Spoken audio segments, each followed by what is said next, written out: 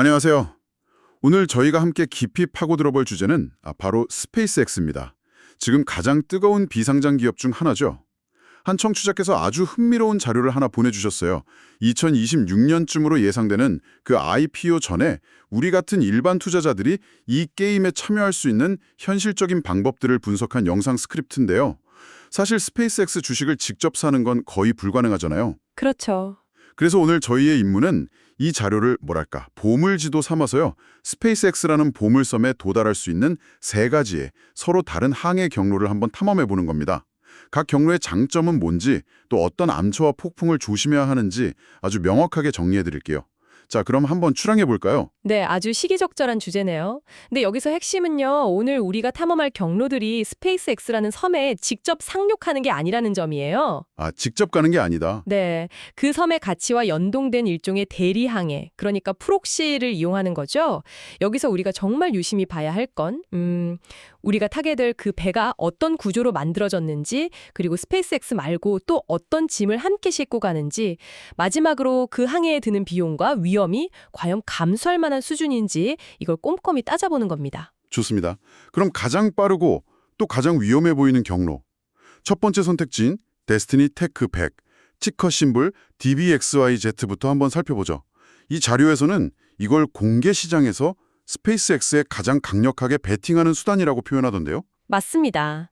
DBXYZ는 스페이스X를 포함해서 오픈 AI, 스트라이프 같은 아직 상장되지 않은 최고 유망주들만 모아놓은 말 그대로 어벤져스 팀 같은 펀드예요. 어벤져스 팀이요. 네, 특히 펀드 자산의 거의 절반 가까이를 스페이스X에 몰아넣어서 공개 시장에서 살 수 있는 것 중에서는 가장 확실하게 스페이스X의 운명과 함께하는 상품이라고 할 수 있죠.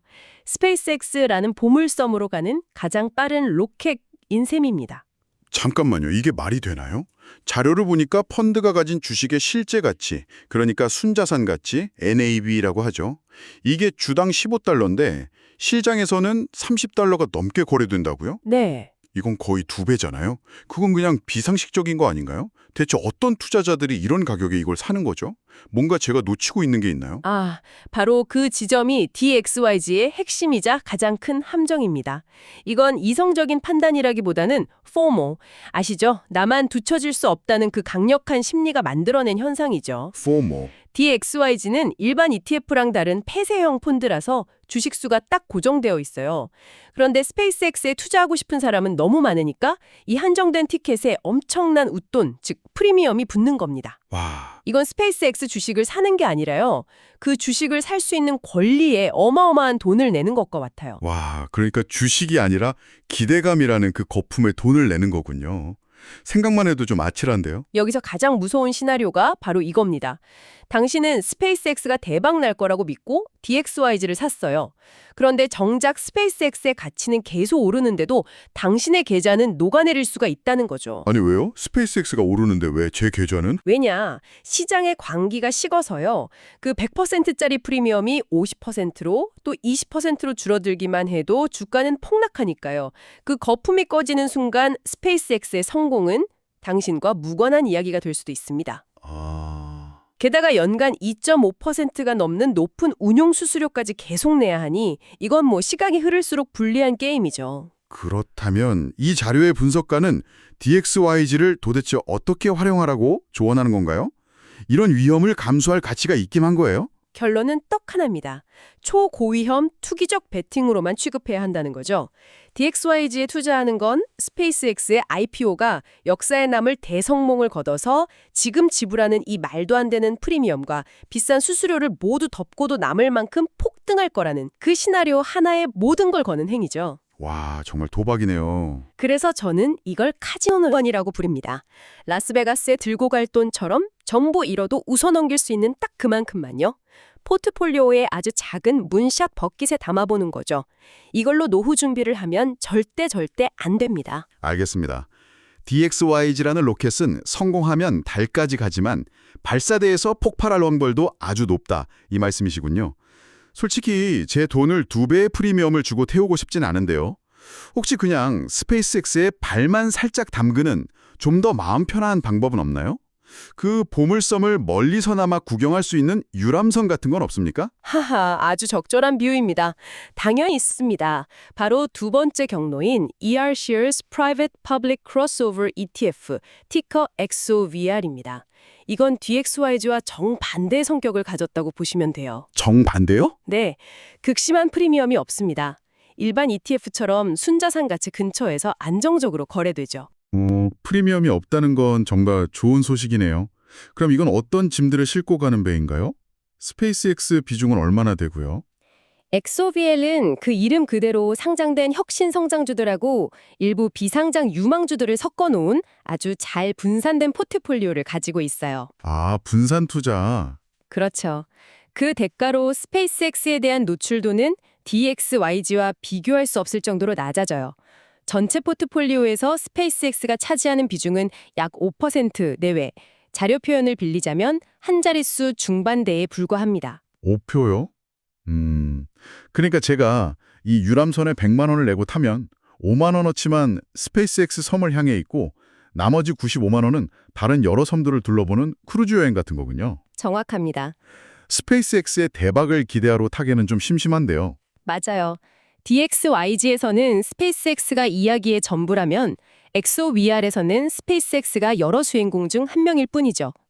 그래서 이 분석의 결론은 XOVR이 훨씬 깔끔하고 균형 잡힌 선택지라는 겁니다.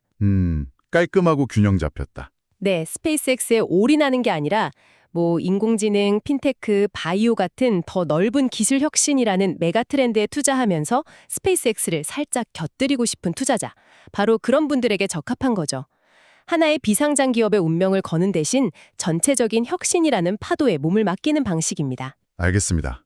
첫 번째 로켓은 너무 위험하고 두 번째 유람선은 너무 느리고 지루하고 이 세 번째 방법은 정말 독특해 보입니다. 특전 펀드가 아니라 에코스타라는 개별 기업 주식, 티커 SATS라니요. 이건 위성통신회사잖아요. 어떻게 이 배가 스페이스X로 가는 거죠? 이게 바로 시장의 창의성이 빛을 발하는 지점입니다. 아주 독특한 사례인데요. 에코스타라는 회사가 과거에 다른 회사랑 주파수 관련 사업 거래를 했어요. 그때 그 대가의 일부를 현금 대신 스페이스X 지분으로 받았습니다. 아, 현금 대신 주식으로요? 네. 여러 자료를 종합해보면 현재 에코스타는 스페이스X 전체 지분의 약 3% 내외를 직접 소유하고 있는 것으로 추정됩니다. 3%면 그렇게 많아 보이진 않는데요. 그게 시장에서 그렇게 큰 의미를 갖나요? 스페이스X의 기업 가치가 현재 2천억 달러, 우리 돈으로 270조 원이 넘는다는 걸 감안하면 이야기가 달라집니다. 3% 지분의 가치만 해도 60억 달러, 거의 8조 원에 달하죠. 그런데 놀라운 건 에코스타라는 회사 전체의 시가총액이 그보다 훨씬 작다는 겁니다. 네. 지분 가치보다 회사 전체 가치가 더 작다고요? 그렇죠. 이 때문에 시장은 에코스타 주식, 즉 SATS를 스페이스X 가치를 따라 움직이는 대리 투자 수단으로 여기기 시작한 겁니다. 실제로 스페이스X의 가치가 오른다는 소식이 들리면 SATS 주가가 급등하는 현상이 나타나곤 하죠. 와, 그렇다면 반대로 생각할 수도 있지 않을까요? 에코스타의 본업이 부진하기 때문에 주가가 저평가되어 있고 그래서 스페이스X라는 옵션을 거의 공짜로 혹은 아주 싸게 얻는 셈이라고 볼 수도 있잖아요. 이건 숨겨진 보물 아닐까요? 바로 그게 SATS 투자의 가장 매력적인 부분이면서 동시에 가장 위험한 부분입니다. SATS를 산다는 건 스페이스X의 잠재력만 사는 게 아니에요. 에코스타의 본업인 위성 및 모바일 통신 사업, 그리고 그 사업이 짊어진 막대한 부채와 치열한 경쟁 환경이라는 아주 무거운 짐까지 함께 짊어지는 겁니다. 아, 짐이 같이 딸려오는군요. 자료에서는 이걸 어수선한 통신 위성 사업의 대차대조표 위에 스페이스X라는 멋진 옵션이 위태롭게 얹어있는 모습으로 묘사합니다. 그렇다면 이 투자는 정확히 어떤 성격을 갖게 되는 건가요? 단순한 대리 투자는 아닌 것 같은데요. 네, 그래서 자료는 SATS를 스페이스X 가치에 대한 레버리지 콜옵션에 비유하는데 이게 아주 적절합니다. 레버리지 콜옵션. 네. 스페이스X의 좋은 소식이 들리면 주가가 레버리지를 일으킨 것처럼 폭발적으로 오를 수 있지만 반대로 에코스타 본업에 문제가 생기거나 부채 위기가 불거지면 스페이스X의 성과와는 아무 상관없이 주가가 폭락할 수 있습니다. 아, 그렇군요. 결국 당신은 두 개의 서로 다른 베팅을 동시에 하는 셈입니다. 첫째는 스페이스X의 가치가 계속 오를 것이다. 둘째는 에코스타의 본업이 최소한 망가지지는 않을 것이다. 이 두 가지가 모두 맞아떨어져야만 성공하는 훨씬 더 복잡하고 까다로운 항해인 거죠. 자, 그럼 이 모든 걸 종합해보죠. 스페이스X라는 보물섬으로 가는 세 가지 항해 경로를 살펴봤습니다. 첫째, 엄청난 프리미엄을 감수해야 하는 초고속 로켓 DXY. 네. 둘째, 노출도는 낮지만 안전하게 멀리서 구경만 하는 유람선 XOVR. 그렇죠. 셋째, 스페이스X라는 강력한 엔진을 달았지만 낡고 무거운 본업이라는 짐을 함께 끌고 가야 하는 기묘한 화물선 SATS. 네. 정말 하나같이 개성이 뚜렷하네요. 맞습니다. 그리고 이 자료가 일관되게 강조하는 철학은 이 세 가지 경로 모두 당신의 주력 항해 경로가 되어서는 안 된다는 겁니다. 아, 주력은 안 된다. 네. 어디까지나 모함적인 탐험이나 특별항해 정도로, 즉 포트폴리오의 투기적인 부분으로만 다뤄야 한다는 거죠. 스페이스X의 성공 스토리는 정말 압도적이잖아요. 스타링크, 재사용 로켓, 국방 계약. 긍정적인 이야기만 보면 모든 걸 걸고 싶어지는데 왜 그렇게 신중해야 하는 걸까요? 물론 스페이스X의 이야기는 화려합니다. 일론 머스크라는 이름만으로도 기대감을 갖게 하죠.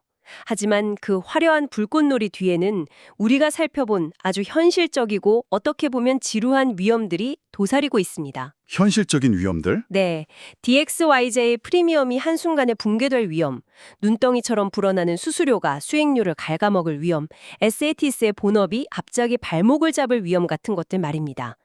이런 위험들은 스페이스X의 성공과는 별개로 당신의 투자금을 위협할 수 있습니다. 결국 희망과 현실 사이에서 냉정한 균형을 잡아야 한다는 거군요. 그렇습니다.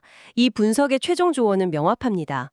로켓 하나와 IPO 대박의 꿈에 당신의 재정적 미래 전체를 걸기보다는 당신이 잘 이해하고 유동성이 풍부한 자산들로 구성된 튼튼한 함대를 먼저 구축하는 것. 그게 여전히 가장 중요하다는 겁니다. 일단 기본 함대를 먼저. 네, 그 함대 옆에 작은 탐사선, 즉 문샷 버킷을 하나 띄워서 이런 스페이스X 연계 투자처들을 조금 실어보는 건 흥미로운 시도일 수 있지만요. 당신의 투자 인생이라는 긴 항해의 기반은 여전히 견고하고 다각화된 자산 위에 세워져야 한다는 거죠. 오늘 살펴본 것처럼 스페이스X의 성공에 IPO 이전에 동참할 수 있는 창의적인 방법들은 분명히 존재합니다. 하지만 세상에 공짜 점심은 없다는 말처럼 각 방법은 높은 프리미엄, 낮은 노출도 또는 다른 사업과 연계된 복잡한 위험이라는 뚜렷한 대가를 요구하네요. 오늘 이야기는 특정 금융상품에 대한 것이었지만 저는 이게 유망한 비상장 기업 투자 전반에 대한 더 큰 질문을 던진다고 생각합니다. 더 큰 질문이요? 네. 당신이 정말 원하는 자산을 직접 살 수 없을 때 단지 그 자산에 가까이 다가가기 위해 수수료, 프리미엄 혹은 전혀 관련 없는 사업의 위험까지 얼마나 더 감수할 의향이 있으신가요? 그리고 어느 순간부터 당신이 선택한 그 대리수단이 당신이 원래 투자하려던 자산 그 자체보다 더 큰 위험이 될 수 있을까요? 이 점을 한번 깊이 생각해 보시면 좋겠습니다.